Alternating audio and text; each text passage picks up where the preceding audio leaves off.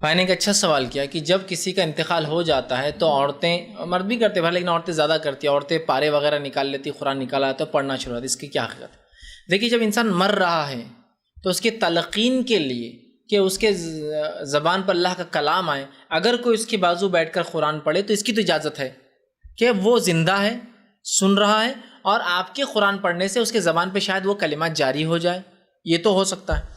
لیکن مرنے کے بعد بھائی کا سوال ہے کیا قرآن کو پڑھنا اور اس کو بخشا جاتا ہے، کیا درست ہے؟ تو یاد رکھیے، اسلام میں کچھ ایسی بدنی عبادتیں ہیں، فزیکل عبادتیں ہیں جو ٹرانسفریبل ہے، جو دوسروں کو منتقل ہو سکتی ہے۔ وہ کون کون سی بتا دیتا ہوں، اس کے علاوہ نہیں ہوتی۔ اگر کسی شخص کا حج یا عمرہ نہیں ہوا جس کی نیت تھی، آپ کر سکتے ہیں، یہ بدنی عبادت ہے لیکن ٹرانسفریبل ہے، اس کا ثواب اس کو ملتا ہے، کر رہے آپ ہیں۔ اسی طرح اگر کسی انسان کے نظر کے روزے ہیں، منت کے روزے ہیں جو باقی ہے اور وہ مر گیا ہے، تو اس کے وارث وہ منت کے روزے رکھ سکتے ہیں، یہ اس کا ثواب اس کو ملیں گا، یہ ٹرانسفریبل ہے۔ اسی طرح جو ہے کسی انسان کی نیت ہو کہیں کچھ خرچ کرنے کی، یا کوئی اس نے وعدہ کیا ہو کہ اس کو یہ دوں گا، اس کو وہ دیں گا، وہ وعدے کو بھی پورا کرنا جائز ہے، اس کا ثواب بھی انشاءاللہ عزیز میت کو مل جاتا ہے۔ یہ ٹرانسفریبل عبادتیں ہیں۔ اس کے علاوہ عبادتیں ٹرانسفر نہیں ہوتی، ایسا لوگوں نے آج کل کر دیا۔ کیا کیا ٹرانسفر کرتے ہیں؟ قرآن ٹرانسفر کرتے ہیں، ذکر و اذکار ٹرانسفر کرتے ہیں نا، ایصال کرتے ہیں، قرآن کا ایصال، ذکر و اذکار کا ایصال، کلمہ طیبہ کا ایصال۔ 1 لاکھ کا کلمہ طیبہ کا سیٹ بنا کے رکھتے ہیں کہ 1 لاکھ کی کہیں، اور کسی کا انتقال ہوا تو اس کو ایصال کرتے تھے، 1 لاکھ کا ان کو، 1 لاکھ کا ان کو، 1 لاکھ کا ان کو، مطلب اتنے اسٹاک میں رکھتے اٹھا کے نیکیاں کی، وہ ٹرانسفر کر دیتے اٹھا کے، ہے نا۔ تو وہ یہ سب نہیں ہوتا۔ قرآن ایک ایسی عبادت ہے جس کو اس میت کو اپنے زندگی میں کرنا ہوگا، مرنے کے بعد کسی کے پڑھنے سے اس کو نہیں ملتا، نماز بھی نہیں ملتی اور قرآن نہیں ملتا۔ کیا ملیں گا؟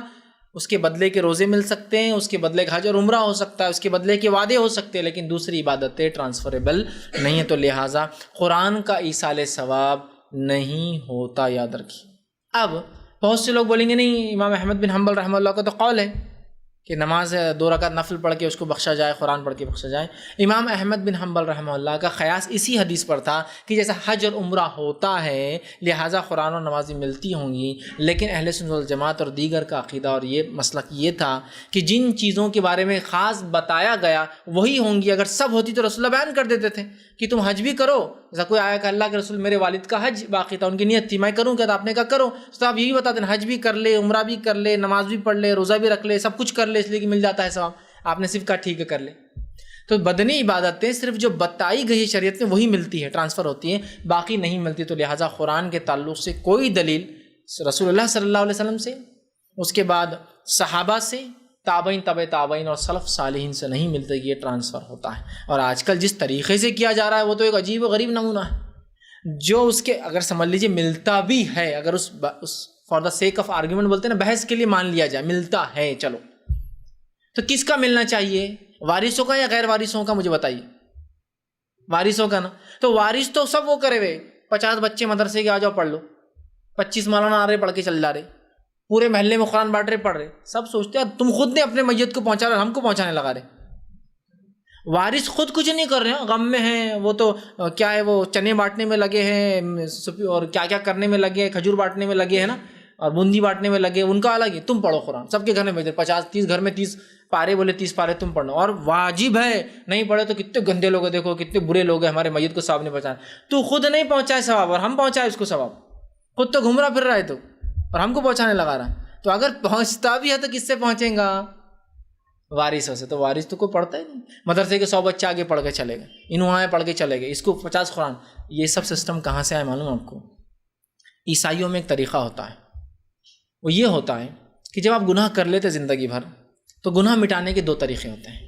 ایک تو چرچ کے فادر کے پاس جائے جو بڑا رہنما رہبر ہوتا ہے اور اس کو گناہ بولے، وہ اللہ سے معافی مانگتا، وسیلہ بن کر معاف کرا دیتا ہے۔ دوسرا زندگی میں جیسا جا کے اس کو گناہ بولتے رہے، اور دوسرا نیکی کے لیے اس کو جا کے کہے کہ یہ نیکی میں نہیں کر پا رہا ہوں، آپ کیجیے، اور اس کو اتنے $، دے دیجیے، وہ نیکی کر دیتا ہے آپ کی بات۔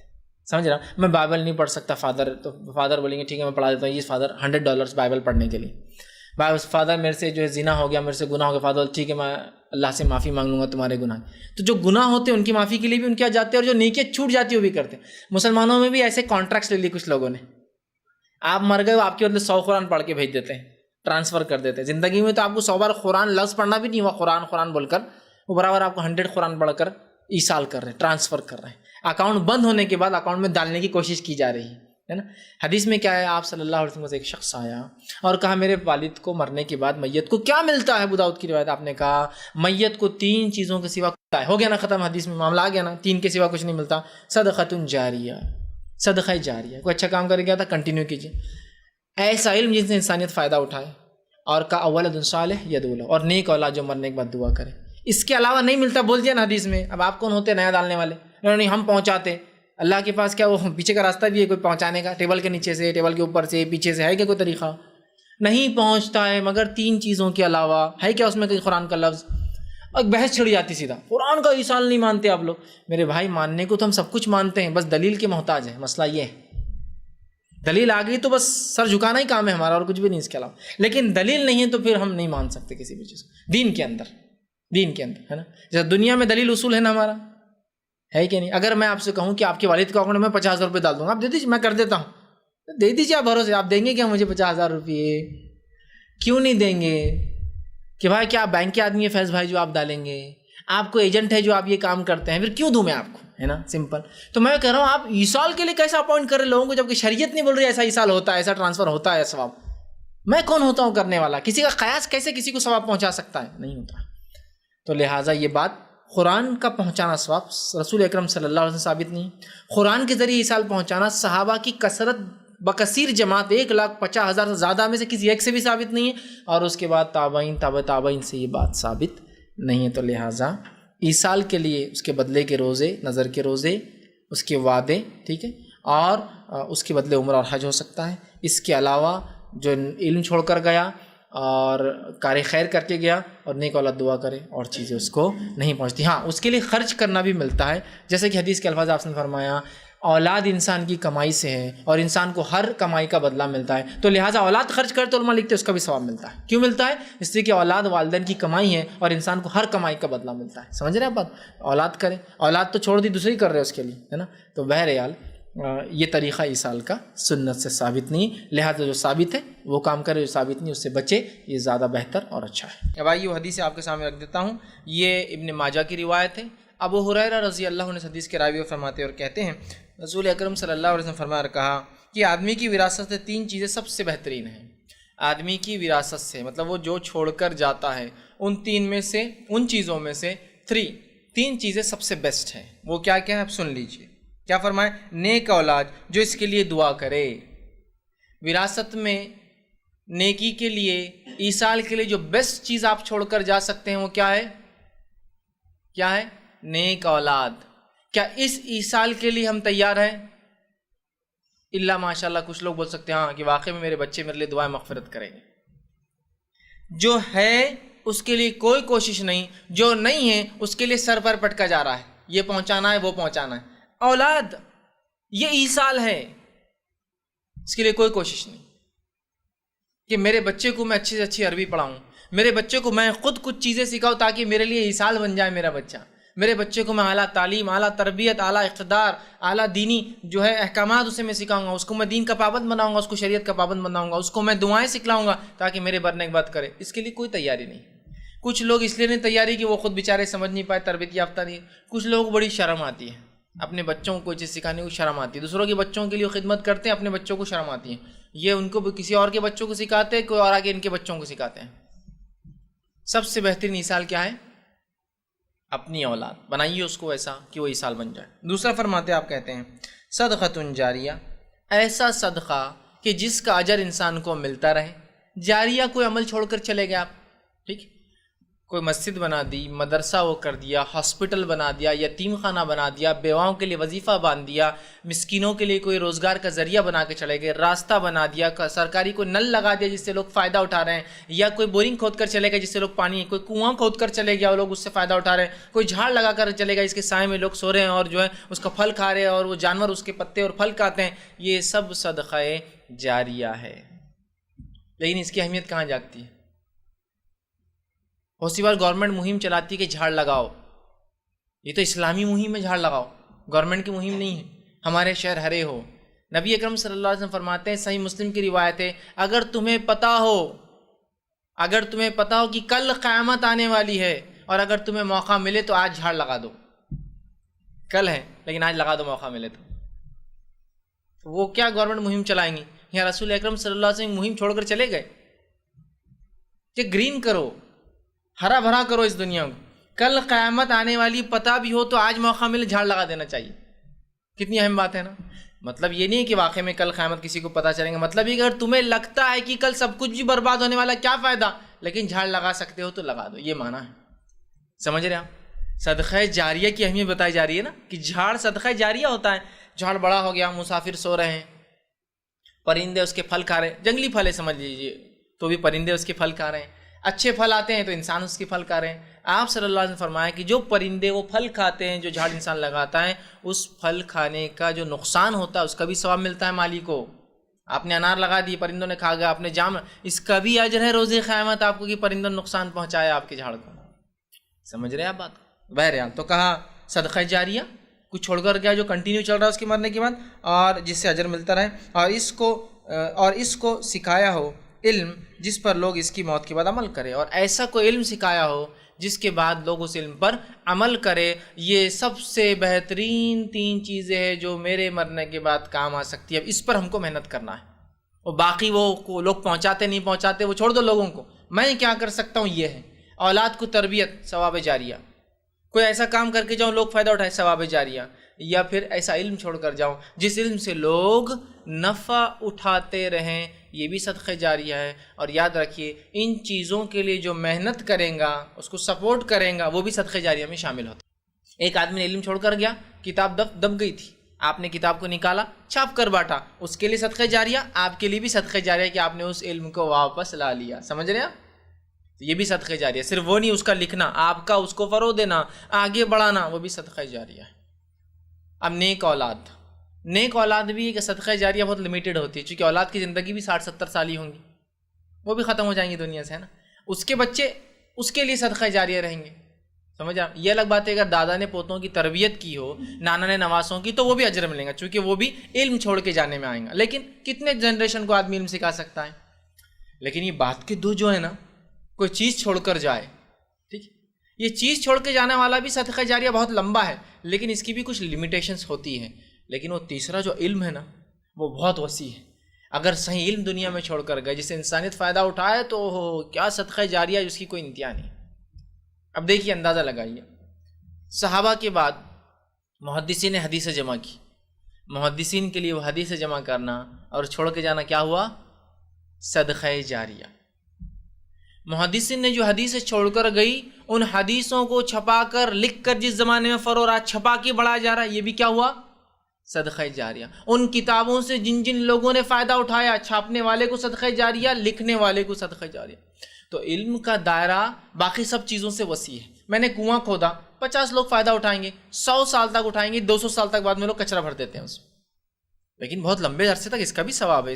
میں اس کو کمتر نہیں کہہ رہا ہوں، لیکن میں بتانا چاہ رہا ہوں علم ایک ایسا صدقہ جاریہ ہے جس سے پتہ نہیں کہاں تک لوگ فائدہ اٹھائیں گے. اور آج ہم دیکھتے ہیں محدثین نے جو حدیث جمع کی، فقہ جمع کیا، اور اس کے علاوہ علماء نے جو کتابیں لکھی جس سے انسانیت تقوی حاصل کر رہی ہے، اپنے گناہوں سے تائب توبہ کر رہی ہے، نیکی کی طرف بڑھ رہی ہے. ان کی تقریروں سے جن لوگوں نے پھر ان کو پڑھ کے اپنی تقریریں بنائی، ان تقریروں سے لوگوں کو ابھارا جن سے ان کی زندگیاں بدل رہی ہے. پتہ نہیں کتنے لوگ چین میں ہیں. اور چین مارکیٹنگ تو بہت اچھی سمجھ میں آتی ہے ہم کو، ہے نا. ایک 3 ممبر بنایا تو اپنا پیسہ ریلیز، وہ 3 بنایا تو ڈبل، وہ 3 بنایا تو ٹرپل، وہ 4 بنایا تو اپن لاکھ پتی، 5 بنایا تو کروڑ پتی، چھٹی چین کے اندر ملینئر، پھر بل گیٹ کے بازو جا کے بڑھ جاتا ہے آدمی. خیاسی اس میں وہ بہت سمجھتا ہوں کو برانچ، لیکن ثواب میں انہیں پتہ نہیں یار. ٹھیک ہے دیکھیں گے، ثواب بھی نہیں سمجھتے. 1 کو سکھا دوں گا، 2 کو سکھائیں گا، 3 کو، 3 کا اس کا پورا ثواب، وہ تینوں کا بھی پورا ثواب، پورا مل رہا ہے. پارٹ بھی نہیں ملتا، یہ انکم پوری ملتی ہے چین سسٹم میں پورا. اس کو کچھ کم نہیں اور میرے کو پورا 100 کا 100.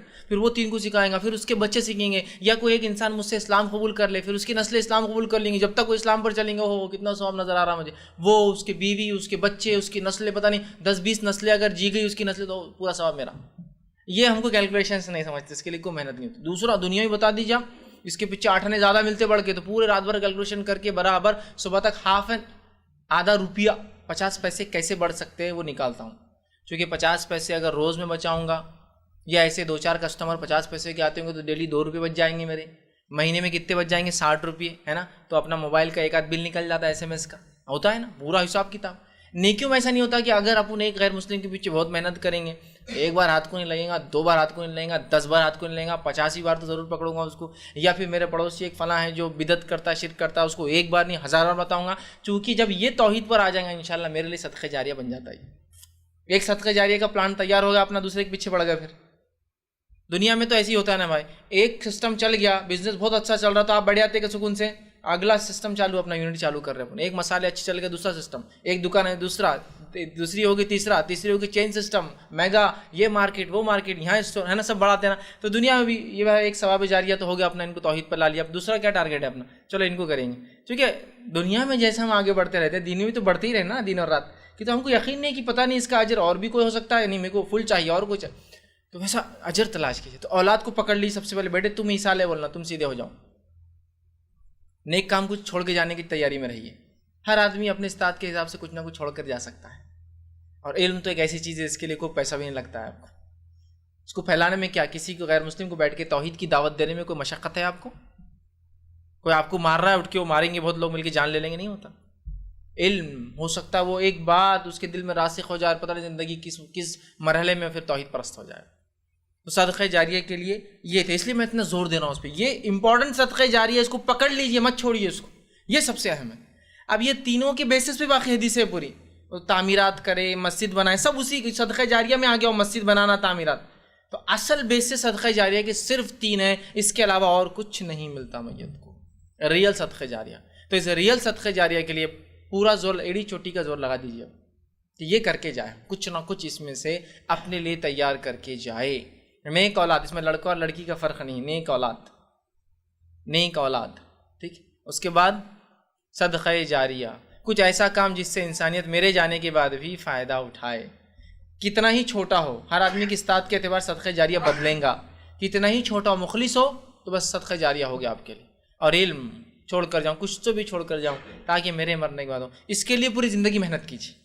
مرنے کے بعد کوئی پہنچائیں گا نہیں پہنچائیں گا, چھوڑیے اولاد کا, چھوڑیے, میں کیا کر سکتا ہوں اپنی زندگی. اس لیے میں نے شروع میں کہا تھا اپنی زندگی میں مجھے اور آپ کو جمع کرنا ہے. دوسروں پر دوسرے کام میں ڈیپینڈ رہتے کیا, بڑا بھائی بول رہا میں کما کے تم کو بھیج دوں گا, ارے یار وہ بھیجیں گا نہیں بھیجیں گا کیا ماننا, ڈیپینڈ رہتے کیا, ثواب میں بھی ڈیپینڈ نہیں, بھائی اپنا اپنا, وہ کریں گے نہیں کریں گے, مجھے کرنا. کسی نے ایک سوال کیا, اگر کوئی مرنے والوں کے نام سے جو کھانا کرتے ہیں کیا وہ کھانا کھا سکتے ہیں, چہلم یا 10واں یا برسی؟ نہیں, دیکھیے چہلم 10واں 20واں برسی تیجا تیسرا اور کیا کیا نام بہرحال اس کو دیتے ہیں آپ, یہ سب کھانے آپ نہیں کھا سکتے. حالانکہ بڑے لذیذ ہوتے ہیں اور بڑے اچھے بنتے ہیں, لیکن نہیں کھا سکتے آپ, اس بات کو آپ یاد رکھ لیجئے. کہ تو بڑے تقدس کے ساتھ محنت سے بناتے ہیں, ذرا لذیذ بھی ہوتے ہیں, خوب میٹھا, میٹھے میں خوب مغزیات بھی خوب ہوتے ہیں, اگر سالن ہے تو بوٹیاں بھی فل ایک دم مار کے رہتا ہے, لیکن نہیں کھا سکتے.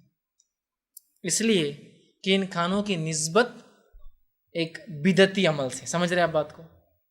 چہلم کیا ہے, آپ نے کبھی دیکھیے رسول اکرم صلی اللہ علیہ وسلم کے زمانے میں کم و بیش روایتوں کے اعتبار سے 700 صحابہ شہید ہوئے, اور اس کے علاوہ کئی اموات کا تذکرہ آتا ہے, چونکہ اموات کی کوئی فہرست نہیں ہے, لیکن شہادت کا ایک آتا ہے کہ 700, ٹھیک ہے, تقریباً صحابہ کے تعلق سے. اب یہ 700 کا تیسرا ہوا ہوگا, 700 کا 10 دن ہوا ہی ہوگا مرنے کے بعد, شہادت کے بعد, اور 40واں دن گزرا ہی ہوگا, اور سال تو سال آئے ہوگا. کسی ایک کی رسول اللہ نے کبھی تیسرا 10واں 40واں سالہ کیا؟ بتائیے مجھے. اگر کیا تو بالکل کرنا چاہیے, پھر تو ہم بھی کریں گے, اس کو خوب دھوم دھام سے کریں. کیا نہیں, تو پھر یہ کبھی بھی سنت نہیں ہو. نہیں ہم کھانا تو کھلا رہے, تو تیسرے دن خاص کیوں کر رہے آپ, دوسرے دن کھلاؤ نا. نہیں دوسرے دن نہیں ہو, تیسرے دن ہونا. 40ویں دن کھانا کیوں کھلا رہے ہو, خاص کیوں کر رہے ہیں, میں یہ کہہ رہا ہوں. غریبوں کو کھلائیے. اچھا یہ کھانا ہوتا بھی تو غریب نہیں, مالداروں کو بلا رہے ہیں, اسپیشل کارڈ بھی آتا ہے اس کا, الحمدللہ ابھی کم ہو گیا, لیکن ابھی بھی وہ چہلم کا کارڈ جو آتا ہے نا, ایسا لمبا والا آتا ہے, ایسا سادہ رہتا, کالی پرنٹ رہتی, کوئی وہ نہیں رہتا, لمبا چہلم کا کارڈ. کیا رہتا تھا, بولے چہلم. ہم چھوٹے تھے تو ہم بولتے تھے یہ تو شادی دعوت آ گئی, خوب خوشی مناتے تھے. دعوت آ گئی تو گھر والے دعوت نہیں بیٹے, وہ چہلم کی دعوت ہے, غم کی دعوت ہے وہ. اور کپڑے تھوڑے الگ رہتے تھے, شادی کے الگ اور چہلم کی دعوت کے تھوڑے الگ رہتے تھے. میک اپ تھوڑا کم رہتا تھا, کپڑے تھوڑے سادے رہتے تھے, ایک دم سادے بھی لیکن تھوڑے سادے رہتے تھے, ٹھیک. پھر ٹاؤن بھی رہتا تھا, دیکھو چہلم میں, اور پھر بھی کتنے سج دھج کے آئے, ٹھیک. وہ سب چلتا تھا. تو چہلم کا کھانا, کوئی کھانا نہیں یاد رکھی,